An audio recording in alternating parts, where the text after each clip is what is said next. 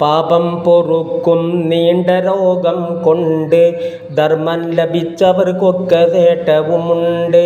ഈ രീതിയിൽ ചിന്തിച്ചുകൊണ്ടാ പ്രാർത്ഥന ചെയ്യുന്നതും രോഗം പൊറുത്താൽ എങ്ങനാ.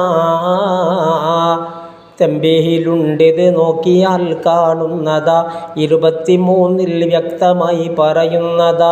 ഇബ്നുൽ ഹുസൈൻ ഇമ്രാന് വന്നൊരു രോഗവും കാഷ്ടിക്കലും കിടന്നാണ് 30 വർഷവും.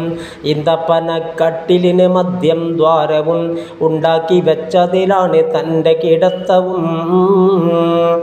ഒരു ദിവസമിൽ ഒരു ബന്ധു കാണാൻ വന്നു. എന്നിട്ട് മുന്നിൽ നിന്നയാൾ കരയുന്നു.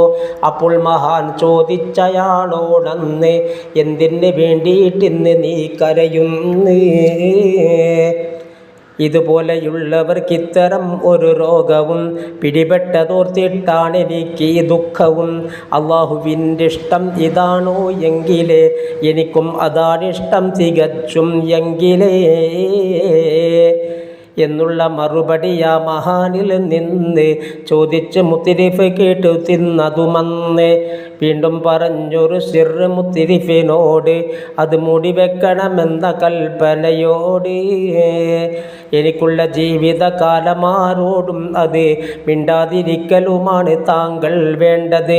അള്ളാഹുവിൻ്റെ മലക്കുകൾ സന്ദർശനം നടത്തുന്നതിനെത്തുന്നതാ ദൈനംദിനം. അതുമാത്രമല്ല, അവരൊക്കെയും എന്നോടും തസ്ലീം പറയാറുണ്ട്, ഞാൻ അവരോടും. അപ്പോൾ അവർക്ക് ഈ ഹാല് പരമസുഖത്തിലാ. കാണുന്നവർ പറയും, ഇതെന്തോരിബത്തിലാ. 339 പറയുന്നതാ, യഹ്യാ 4-ാം ഭാഗമിൽ കാണുന്നതാ. സന്മാർഗികൾക്ക് മസായിബേറ്റം മെച്ചമാ, തീ കൊണ്ട് ചൂട് പിടിച്ച പൊന്നിന് തുല്യമാ. ചൂടേറ്റ പൊന്നിന് ഭംഗി കൂടി വരുന്നതാ, അതുപോലെ വിന കൊണ്ടവന് സീറ്റേറുന്നതാ.